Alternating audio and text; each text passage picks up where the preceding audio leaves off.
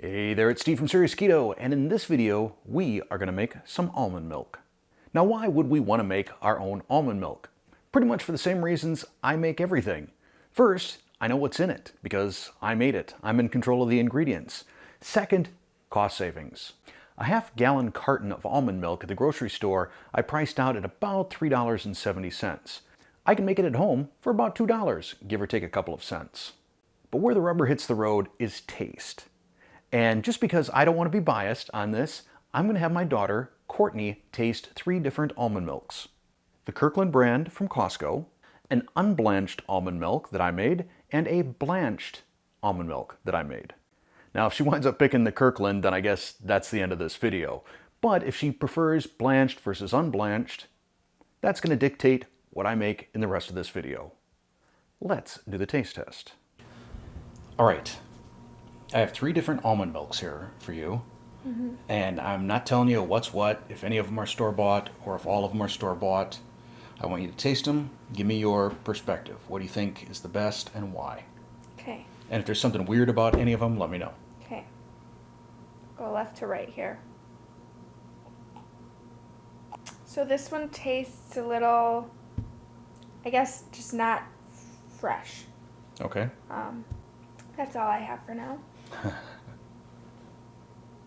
This one is good. It's thinner and fresher. The vanilla in it, it's more of like a, if you smelt vanilla extract, whereas this one is more like, it smells more sugary kind of, I guess.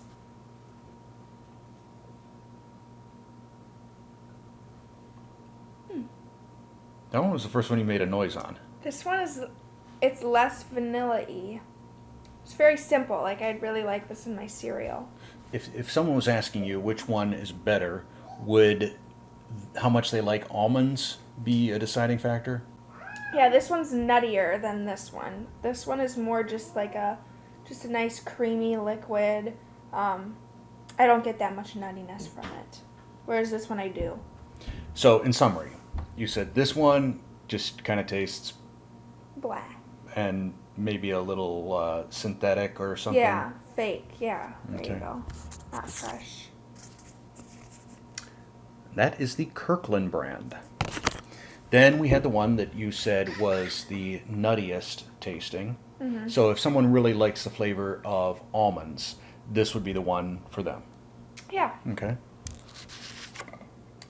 And that is the unblanched version, not a surprise.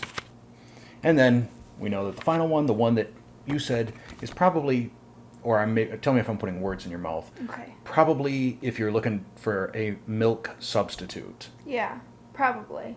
So it's sort of the milkiest of the Yeah. nut milks. Yeah, it's definitely the milkiest. You don't get the nut flavor from it like you do with this one. And that is our blanched version.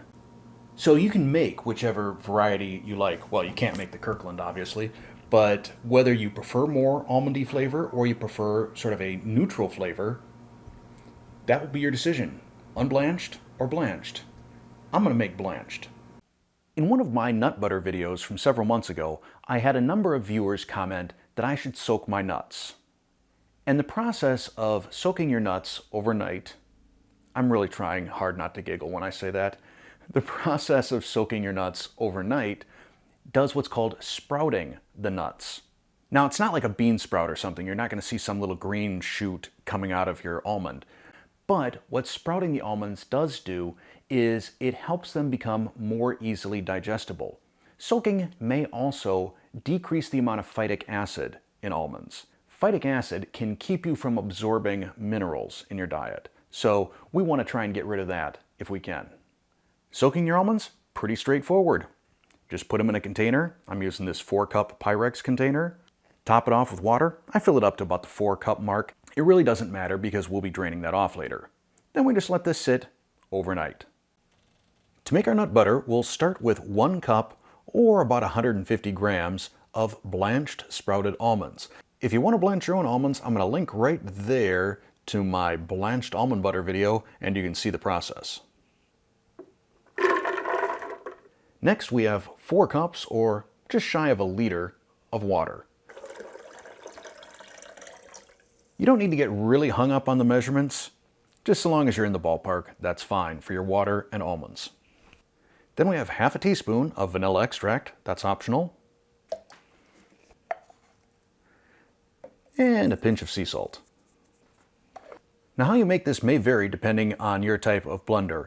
For mine, which is a Blendtec, I run it through 2 cycles of the whole juice setting.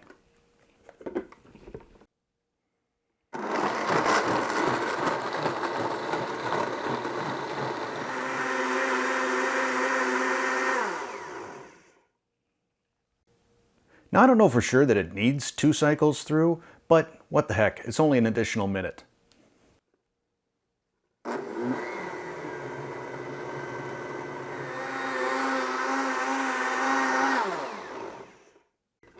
All right, now it's time to strain this. For the straining, I use a very large Pyrex bowl. This is an 8-cup or 2-liter Pyrex container. I'll insert my nut milk bag, and I will include a link to this particular one down in the description below. And we pour in our almond milk.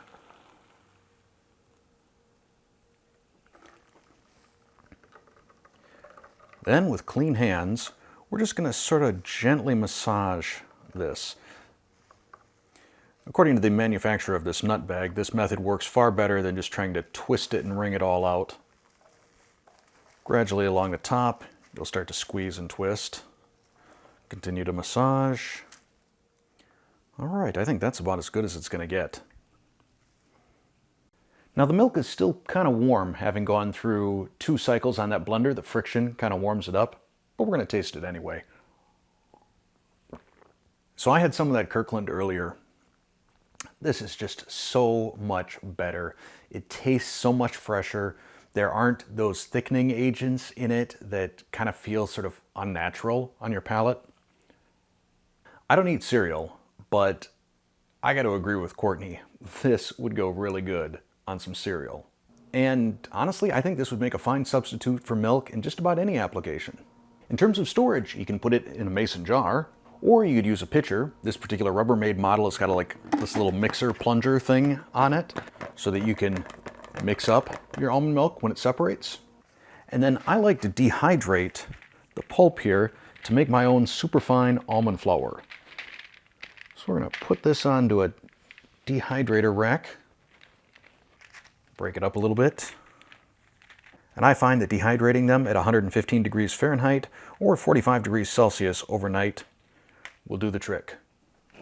Now here is some of the blanched almond pulp that I dried out overnight in the dehydrator.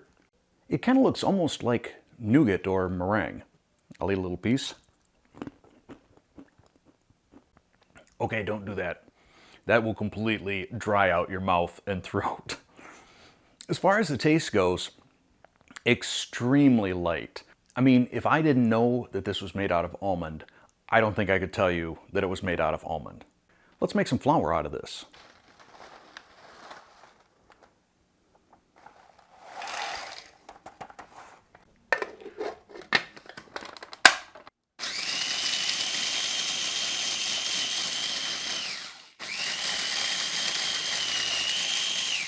All right, I ran this for about a minute. And you can see the texture on this is really, really fine. If I wanted to make sure that it was super, super fine, and I might, I could sift it through a sieve, and then any bigger chunks, just throw those in a spice grinder or back in my food processor. I'll be doing a video in the future comparing this ultra-fine homemade almond flour to some stuff I bought at the store and see if what I get winds up being any lighter or any fluffier, because this could definitely have some implications in keto baking. So there you go, a 2-for-1. You get homemade almond milk and homemade superfine almond flour all in one video. So if you enjoyed this video, hit that like button. If you're not a subscriber already, hit the subscribe button. If you want to be notified every time I release a new video, hit that bell and turn on all notifications. And lastly, if you'd like to help support the Serious Keto Test Kitchen, click that join button and see what membership options are all about. Thanks for watching.